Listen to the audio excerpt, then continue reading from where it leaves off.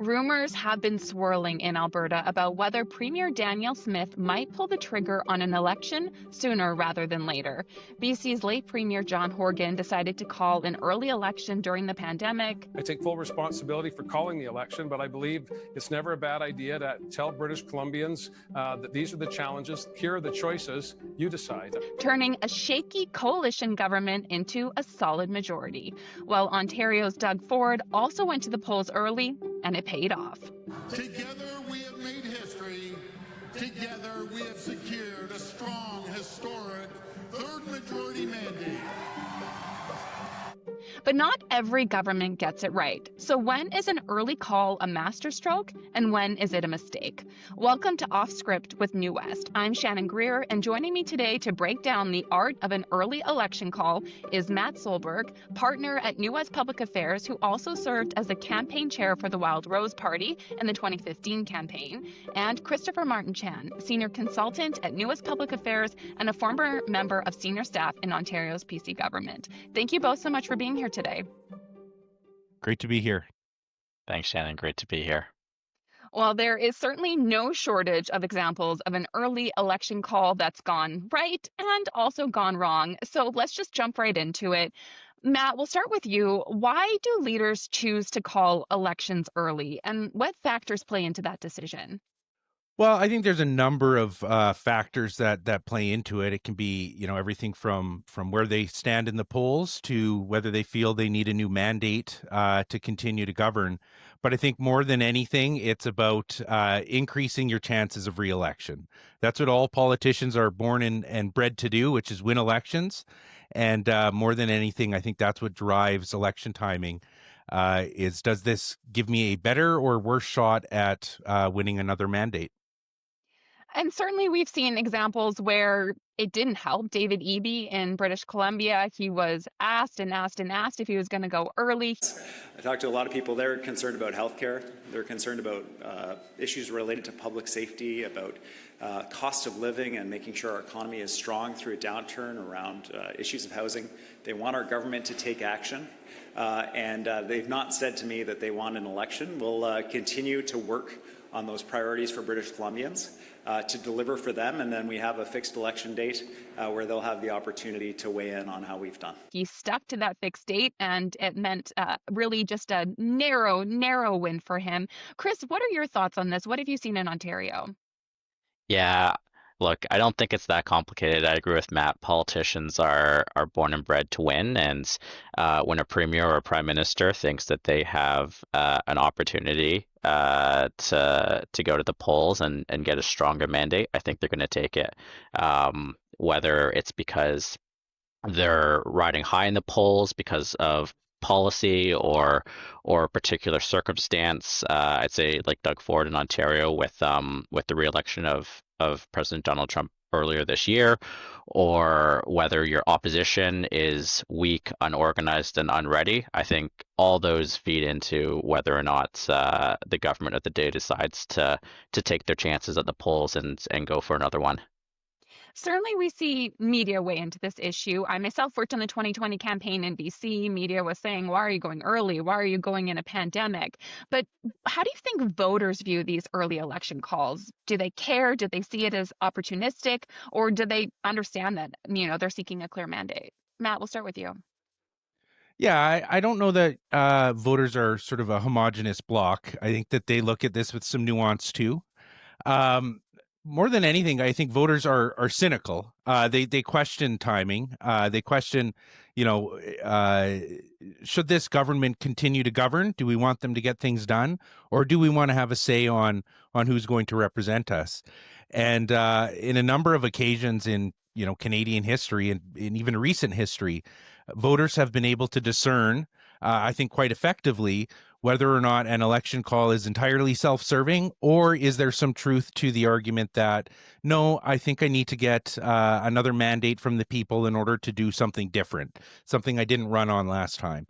And so generally, I think voters have made the right choice when it comes to do you punish or reward a government who calls an election early?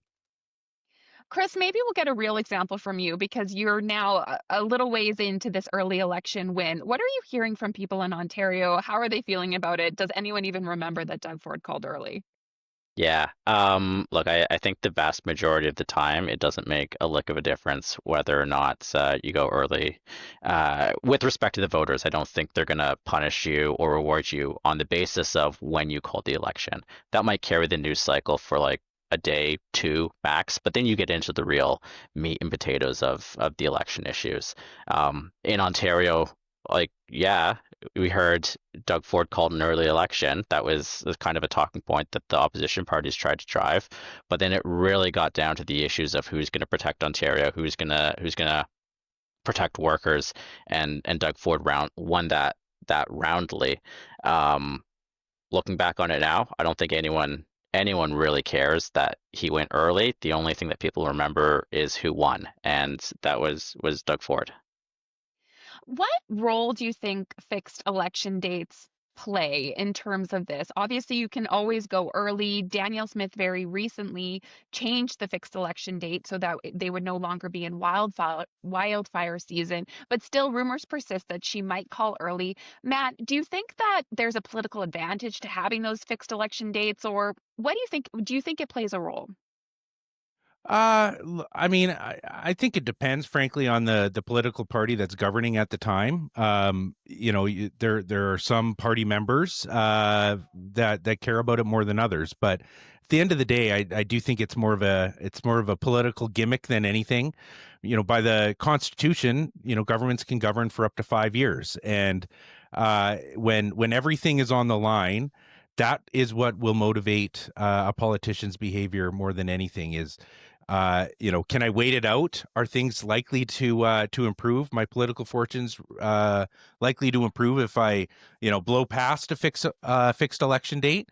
And if a politician does the sort of electoral math and it makes sense from that polling perspective to wait, then I think they will. I mean, there's no penalty other than one that can be delivered by the electorate for not abiding by a fixed election date. So I think it's more gimmick than anything. For some parties, it can maybe help keep them a little bit more honest, but really, it's like any other act, they can repeal it or ignore it, and we've seen that happen, many times in the past. Let's pull back the curtain. You were the campaign chair in an opposition party. So when you started to hear rumors, maybe there's going to be an early call, what structure were you putting into place? What were MLAs doing? What's that behind the scenes to get ready for a potential call? Well, look, 2015 was a pretty unique time. We were leaderless. We had lost the vast majority of our caucus, and there were questions about whether or not the Wildrose would continue on as a party at all. So there was a number of factors that had to be considered as those early election call rumors were being heard. The first was, does the party accelerate a leadership race? At the time, the executive, we'll back it up. In December of 2013 or 2014, we saw then leader Danielle Smith and the vast majority of the Wildrose caucus leave to join the PC party. That left 5 MLAs with the Wildrose and no party leader. This afternoon, I tendered my resignation as Wildrose leader and notified the Speaker that 9 members of the Wildrose caucus, including myself, will be joining the government caucus. So the executive was considering, well, do we have a drawn out race, maybe sometime in June, give our members a chance to get excited about selecting a new leader, or do we have to react to what appears to be a likely early election call from the Jim Prentice PCs at the time?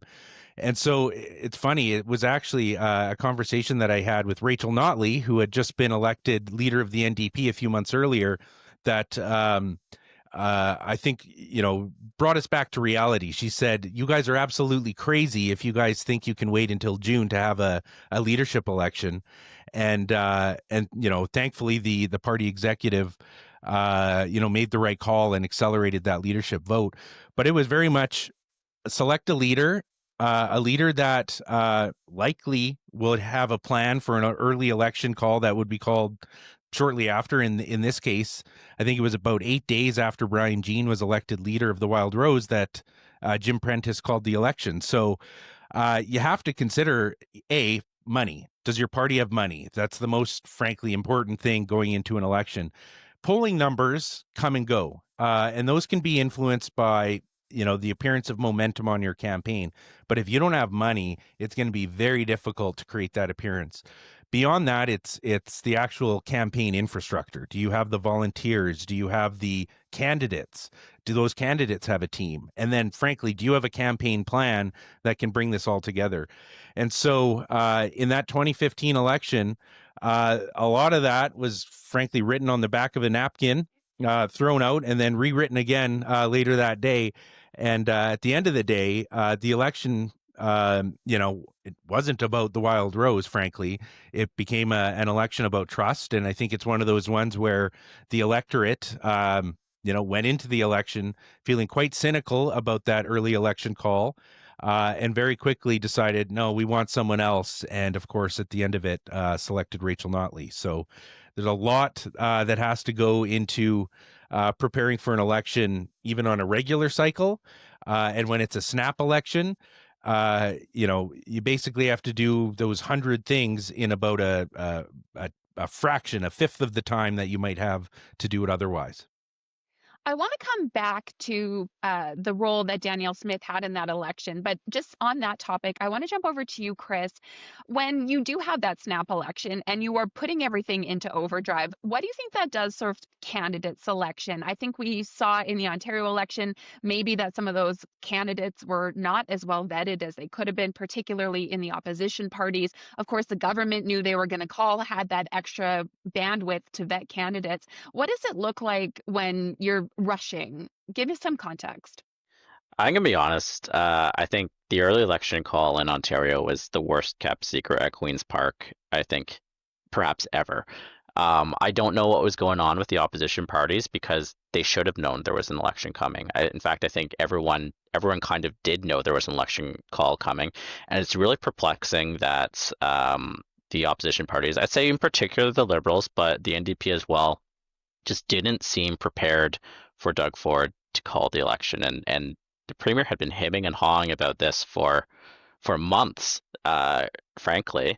So the party, I think to your question, what actually happens is the senior leadership around the Premier, the party apparatus, they put in place all the circumstances, all the pieces to make it possible for the Premier to call the election. So clearing your legislative agenda, getting those major policy pieces through the House and implemented, and then communicating them as though you're going into an election, getting candidates, vetting them, to your point.